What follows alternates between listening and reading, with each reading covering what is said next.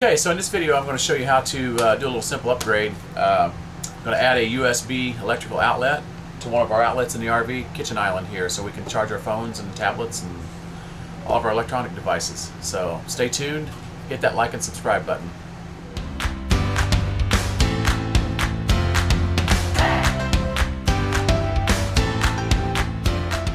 Before we get started, disclaimer, if you're not comfortable working around electricity, you might want to have an electrician do this. I've done a lot of this kind of stuff in the past. It's really not that hard. You just got to make sure you've got the power cut to everything. So what I always do is I cut the power at the main breaker, which is the main breaker is going to be here in our RV.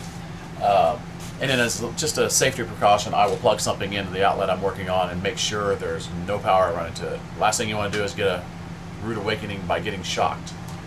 All right, we're going to get started. I'm going to put this in. Okay, so this is the outlet that I'm going to be replacing here. This is on our kitchen island. And my first step is to go over to the breaker and I will kill the main power to the whole rig, everything. When I've killed all the power, as it turns out, our lights still work, but I did check the electrical outlet and there's no power running to it, so I am ready to get started. Alright, so evidently these cover plates just snap on. There's no screw holding it. Yeah, it's just a little simple snap. I get my flashlight in here where I can see, because it is a little dark in here.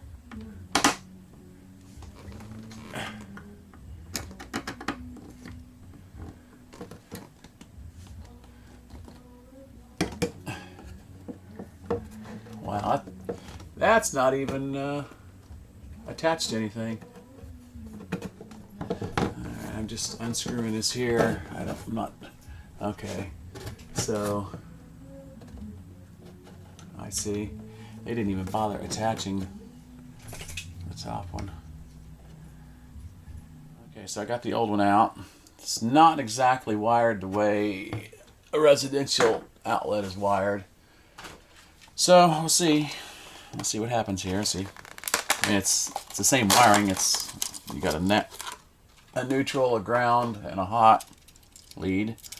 So I don't see why it shouldn't work, except for the way they have it mounted in here.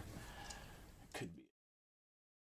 I'm gonna install a gang box for this outlet to sit in, because apparently RV outlets are done a little differently. The one that came out of the box had this basically over the wiring.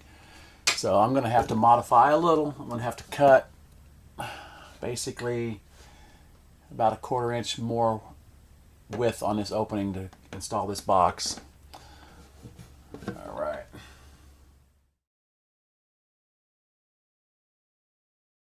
Got the gang box installed. I got the outlet wired back up, and it's time to connect the outlet to the box. I need a better screwdriver, I know that. It helps to have the right tools. That is really tight. I need my little electric drill. Yeah, these are the only tools that you had in the RV at the time. Yeah, you work with what you got. Got a new screwdriver. It's a little bit bigger. Let's see if this works better. Yes. We just need to look a little bit harder. I'll say one thing. It's hot as blue blazes in here. With the electricity turned off and the AC off, I am sweating. Yeah, your arms, I don't think I've ever seen them so wet. I normally don't sweat like this. Test her out. Let's see if she works before we button it up. Hey, we got a red light. Awesome. Now we don't have to use that one anymore. Yeah, the big old bulky thing. Yeah. Alright, so the last thing I gotta do is... Oh, God. Oh, my God, my knees. Getting old, sir. This is true. Okay. Now to clean up the mess. Okay, so this was the old outlet. This is why I had to change it, because the wiring went in. This cover cap went over the top of it. So that's why I had to end up putting a gang box in there and for the new outlet. Basically, the only tools I used was a useless Phillips screwdriver that didn't really do much good. This, not so much. Really just a straight screwdriver for the most part. I used a steak knife to cut the wood. So here we go. I'm going to test out the USB portion. Turn it the right way. Okay, plug it in. Let me grab Allie's phone. Let's see. Here we go. Will it charge? Wow. Yay! Yes. It's working. We have power. So now we can just lay our phones there. No wall warts to worry about. Yep. We got 2 outlets. And our friends are always asking, hey, can I plug my phone in somewhere? And so now, help with them too. Honestly, I'll probably maybe go ahead and replace this other one eventually. You know, this was like $22 for this at Home Depot.